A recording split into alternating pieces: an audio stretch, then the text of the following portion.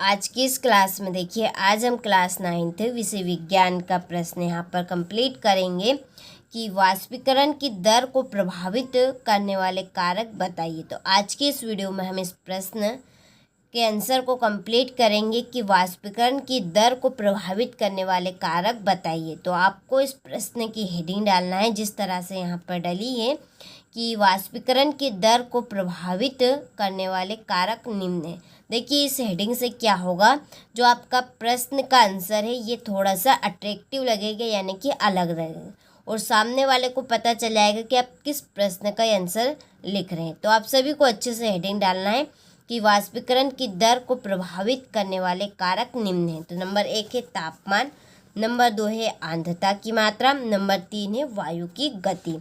चलिए तो हम इनको सीरियल बाय सीरियल कंप्लीट करते हैं। तो हमारा नंबर 1 है तापमान। तापमान बढ़ने पर ज़्यादा कणों को पर्याप्त गतिज ऊर्जा मिलती है जिसके कारण वे वाष्पीकृत हो जाते हैं। तो तापमान बढ़ने से ज़्यादा कणों को पर्याप्त गतिज, पर्याप्त का मतलब होगा कि उनको जितनी ज़रूरत है ऊर्जा की वो उतनी ऊर्जा ग्रहण कर लेंगे। अधिक तापमान बढ़ने पर जितने ज़्यादा कण रहेंगे उनको उतनी ज़्यादा गतिज ऊर्जा की आवश्यकता होगी। तो तापमान बढ़ने पर ज़्यादा कणों को पर्याप्त गतिज ऊर्जा मिलती है जिसके कारण वे क्या हो जाते हैं, आपके वाष्पीकृत। वाष्पीकृत का मतलब क्या होगा कि कम से कम तापमान पर भी पदार्थ में से वाष्प निकलता है। ठीक है, वाष्पन की क्रिया हो जाती है। जैसे कि गर्म पानी होता है, गर्म पानी में यदि आपने देखा होगा तो उसमें से भाप निकलती, ठीक है, वो भाप ही आपकी क्या है, वाष्पीकरण है। क्या है, वाष्पीकरण। तो तापमान बढ़ने पर क्या होता है, ज़्यादा कणों को पर्याप्त गतिज ऊर्जा मिलती है जिसके कारण वे वाष्पीकृत हो जाते हैं। ठीक है, इसके बाद में आर्द्रता की मात्रा। आर्द्रता क्या है, नमी। जब वायुमंडल में आर्द्रता की मात्रा बढ़ जाती है तो वाष्पीकरण की दर क्या हो जाती है, आपकी घट जाती है। यानी कि नमी, जब वायु में नमी आ जाती है तो वाष्पीकरण यानी कि जो वाष्प बनकर, आपने देखा होगा सर्दी के मौसम में कि पानी में से वाष्प जो भाप होती वो निकलती है। ठीक है, जब आपका पानी ठंडा हो जाएगा, ठीक है, ठंडा ठंडा ही आपकी नमी है, तो जब पानी आपका ठंडा हो जाएगा तो उसमें से वो जो भाप निकल रही थी वो आपकी बंद हो जाएगी।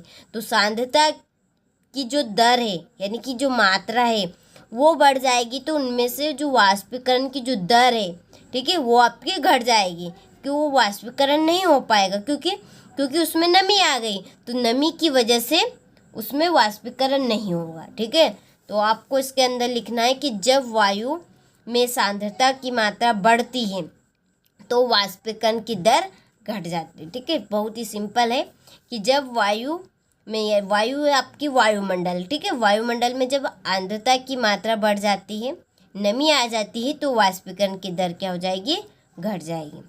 तीसरा है वायु की गति। वायु की गति यानी कि हवा की गति। ठीक है, तो वायु की गति बढ़ने पर वाष्पीकरण की दर बढ़ जाती है। वायु की गति जब बढ़ेगी तो वाष्पीकरण की दर यानी कि जो उसकी मात्रा है वो क्या हो जाएगी, आपकी बढ़ जाएगी।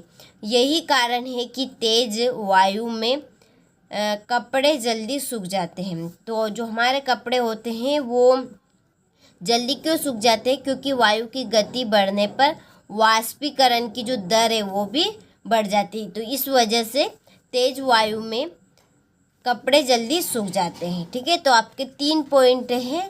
पहला था हमारा तापमान, कि तापमान बढ़ने पर ज़्यादा कणों को पर्याप्त गतिज ऊर्जा मिलती है जिसके कारण वे वाष्पीकृत हो जाते हैं। नंबर 2 है आर्द्रता की मात्रा।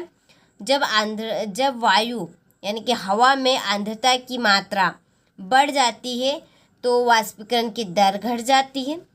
तीसरा है वायु की गति, यानी कि हवा ही है आपकी वायु, तो वायु की गति बढ़ने पर वाष्पीकरण की दर बढ़ जाती है। आप यहाँ तक भी लिख सकते हैं इस प्रश्न को। ठीक है, और यही कारण है कि तेज वायु में कपड़े जल्दी सूख जाते हैं। ठीक है, तो आज का आपको प्रश्न अच्छे समझ में आ गया होगा। चलिए आप सभी स्क्रीनशॉट ले और देखिए हेडिंग डालना ना भूलें। यहाँ से आप इस प्रश्न का अच्छे से स्क्रीनशॉट ले और इस प्रश्न को आप अच्छे से कंप्लीट करें। ठीक है, चलिए तो आप सभी से मिलते हैं इसी तरह के इम्पोर्टेंट प्रश्न के साथ।